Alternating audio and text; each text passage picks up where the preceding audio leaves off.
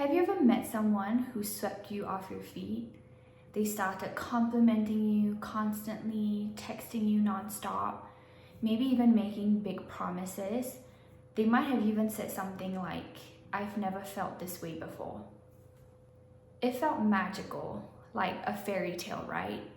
It might have been love, or it might have been love bombing. Love bombing doesn't just happen in romantic relationships. You can get love bombed at work, at church, by friends, a new neighbor, someone you've met in a grocery store, but often it starts in childhood. Let's talk about it.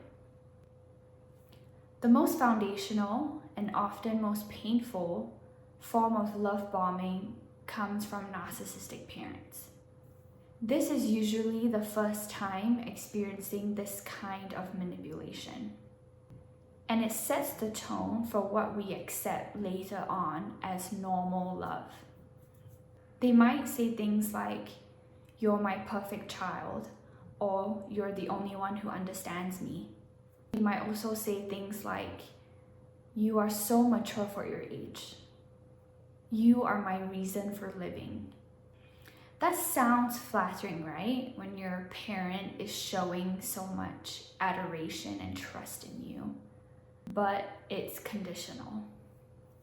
Their love flows when you meet their emotional needs, when you perform the role that they want. But if you assert your own needs, if you say no, if you disappoint them, then suddenly you're selfish, ungrateful, a disappointment. You learn that love isn't safe. It's something that you have to earn. It's not stable. And that kind of training sticks with you as a child, and you grow up chasing love and confusing love bombing with genuine true love.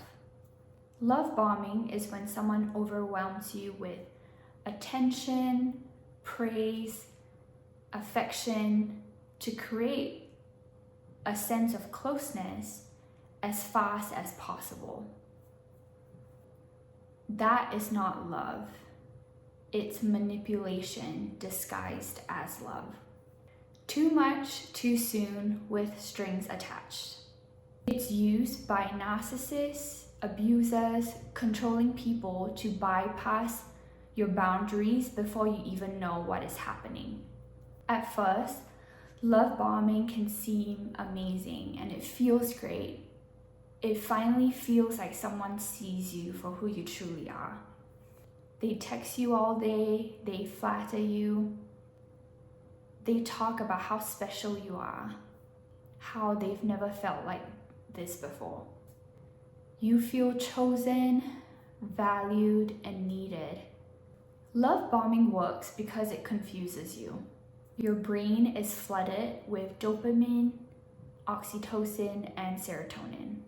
You then associate this person with pleasure, safety, and excitement. But then they switch. They start criticizing you, they pull away, they gaslight you, they guilt trip you, they may punish you for saying no.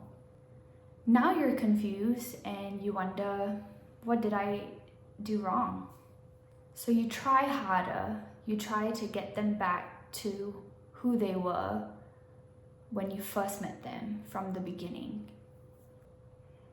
But here's the thing, that version of them actually never existed. That was the bait.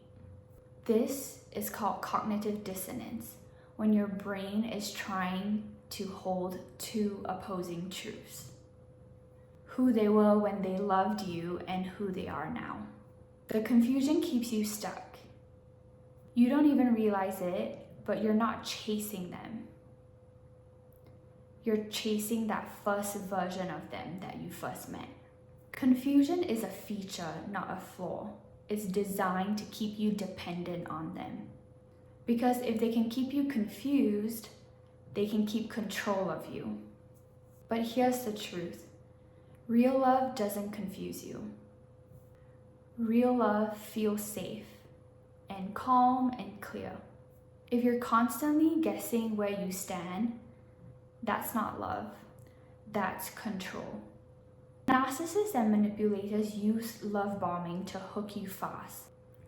They want loyalty, not intimacy, and they want control, not connection. Once you've invested emotionally, they then begin to withdraw affection, testing boundaries, and pushing you to accept behavior you never would have tolerated from the start. And all the while, you're just trying to get back to the good part. This can happen in church settings too. You walk into a congregation and suddenly you're everyone's favorite person. They might say things like, "You have such a strong spirit," or "God led you here. You're going to do big things here." Now, none of those things are necessarily false, but sometimes using flattery can be a manipulator's way to hook you in real quick. If you express doubt or say no, suddenly the warmth might turn cold. Now you're seen as difficult or not obedient or lacking in faith. That's not fellowship, that's spiritual manipulation. An emotionally healthy church congregation will be comfortable with you saying no to assignments, to whatever it is that is asked of you. At work, it may sound like, "You are a rock star. You're not like the others on our team. I trust you." Or, "You're going places." And at first, it feels empowering. But then you're staying too late, taking on too much, tolerating toxic behavior because you've been made to feel special. But that special treatment is conditional loyalty in exchange for burnout. You can get love bombed in friendships too. They want to be with you all the time, text constantly. Maybe they call you their best friend in a short amount of time. But when you set a boundary, say take a break, or you start spending time with someone else, they get distant, they get passive aggressive, guilt trip you. That's not real connection, that's emotional dependency. Romantic love bombing is the most well known. Big gestures, constant contact, talk of marriage in week 2. They may say things like, "I can't believe I found you. You're my soulmate.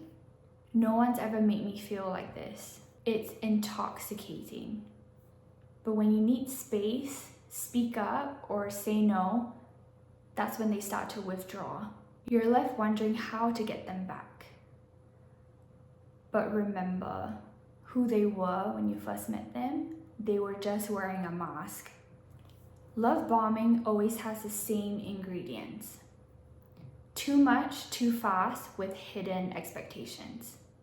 So how do you protect yourself? Pay attention to the pace. See how they respond to your boundaries. Ask yourself, do I feel safe or do I feel smothered? Confusion is not love. Real love respects your no every single time. If you've ever been love bombed, you are not crazy. You were manipulated, but now you're learning. You're seeing the signs, you're trusting your gut, and most importantly, you're learning to stop mistaking intensity for intimacy. Because real love doesn't rush, real love is calm, real love doesn't punish, and real love sees you. And you deserve that and more. Thank you so much for watching this video. If this video resonated with you, please let me know in the comments. I look forward to seeing you in my next video.